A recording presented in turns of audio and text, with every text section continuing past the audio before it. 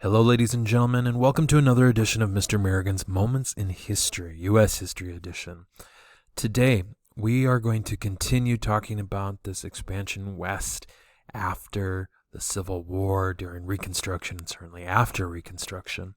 But today's lesson is going to focus more on the impact on Native Americans or Native peoples or American Indians. And so, certainly at the forefront, we've got the existence, especially of our more nomadic tribes in the Great Plains, the importance of the American bison. And so we're going to dive into that a little bit today.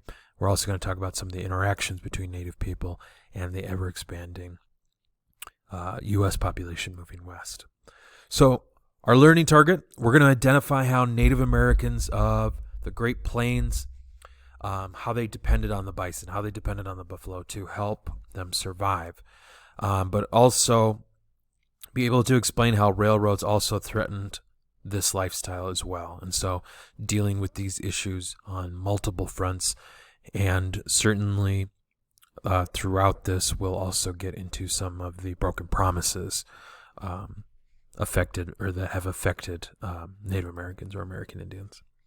So government officials wanted to ensure that as expansion west occurred, particularly of its white citizens, that they, as they were moving more into more Native American territory, that they could remain safe in doing so. And predominantly, this is now what we'd call the Great Plains. We have to keep in mind that for centuries before this, you've had Native populations who have been living here. Some lived as farmers, some were nomadic and hunted the herds of bison to provide what they needed. Nomadic is one of our vocab words. It means moving from place to place with no permanent home, typically following a food source, whether that's the blooming of plants and the harvesting of those plants during certain times of year, but typically involved a protein, so in this case, the American bison. And we should note that these Native American tribes, these Native American nations, utilized almost every single part of the bison in order to ensure that there was no waste. And that's not being done by Europeans as they start to come to the Great Plains and just begin to slaughter bison, and certainly affecting the populations. So as these American hunters come in, again, they're slaughtering them. They're using, this for their hides. Sometimes, then you'll have people come in for like the bones and other things to grind them up for medicines and other things. But you're essentially seeing bison just being slaughtered at a really great rate, at a very high rate. And they're used sometimes to help feed the railroad crews, but they're mostly used to prevent them from blocking the trains.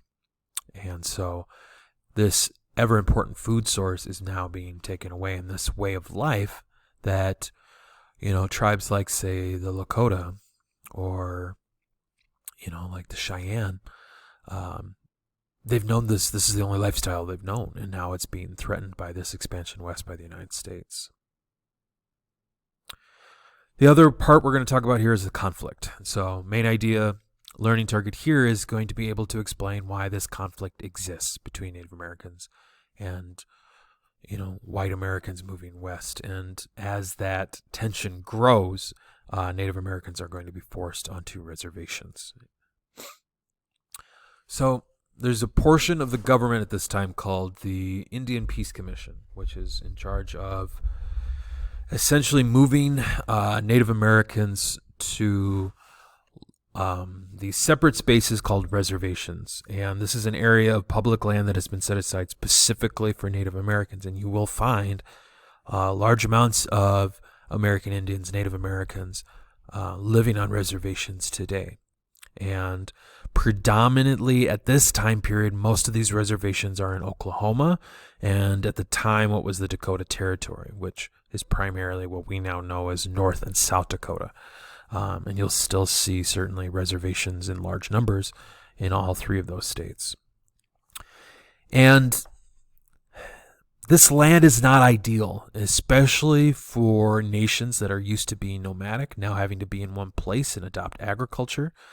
This is going to anger a lot of Native Americans, and rightfully so, because they're being forced into a situation that they did not agree to.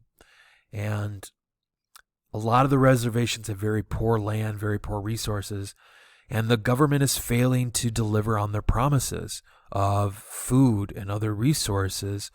And that's going to lead to uprisings because there is a lack of other options. And so we should note that Native Americans in this situation are not just accepting their fate, they're fighting back. And there isn't this victimization, which we sometimes hear about in history and in movies and other places. There is a deliberate attempt to try to keep that culture. And some of it was through negotiation, and some of it was through violent interactions. An example of that is the Battle of Little Bighorn. Colonel George Custer, who you might recall from class, was a leader of a brigade in Gettysburg, led by his fellow Michiganders, and he is, like we said, a veteran of the Civil War. He's going to lead this army into what is now Montana, and rather than waiting for reinforcements, he's a little overconfident, and he leads a group against a group of Sioux, Lakota, and Cheyenne warriors.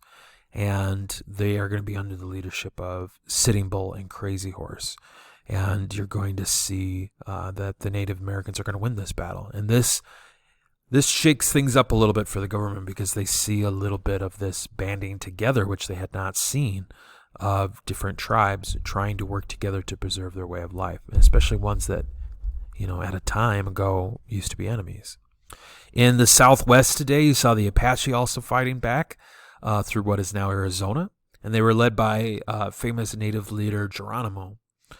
Geronimo was actually quite successful in putting back a lot of these attempts to capture him, and then also, forcing the Apache into certain activity, into certain negotiations. He was able to evade a lot of that. Unfortunately, though, Geronimo is the last Native American to officially and formally surrender to the United States. And so ultimately he wasn't successful in the end.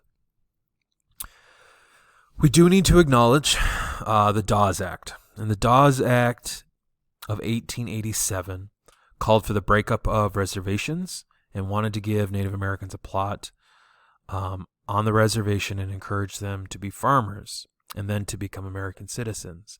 However, we need to acknowledge as part of this that they needed to give up their culture. They needed to cut their hair. They needed to cut more, wear more westernized clothing, and they needed to adopt Christianity. And so you were asking Native people to give up the essence of who they were and essentially become more like white Americans.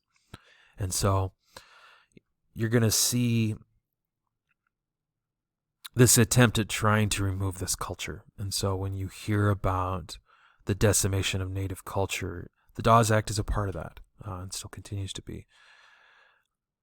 We also need to acknowledge incidents like the Massacre at Wounded Knee, which is kind of one of the last armed conflicts between the U.S. government and Native Americans. It's a site in which men, women, and children were killed. It was a very tragic event in Native American history. But it's the site of a predominantly Lakota Sioux massacre. And so you guys can kind of see here certainly some other battles. I mean, we need to talk about the Battle of Wounded Knee, which we mentioned. There's certainly the Furton Massacre. There's also, of course, like we mentioned, the Battle of Little Bighorn. In Colorado, there's the Sand Creek Massacre, which again kills several Native Americans, including men, women, and children. You've got Geronimo as well down here. And so you can see throughout this that there is significant interaction, and a lot of it is conflict. But you can see in the chart here as well that as we get closer to the 20th century, the year 1900, we're seeing a really drastic decrease in the population of Native people. All right, ladies and gentlemen, that is going to wrap up this edition of Mr. Merrigan's Moments in History. For my students, make sure you've been following along with the guided notes. For those of you listening, I just appreciate it, and I hope everybody has a great day, and thanks for listening.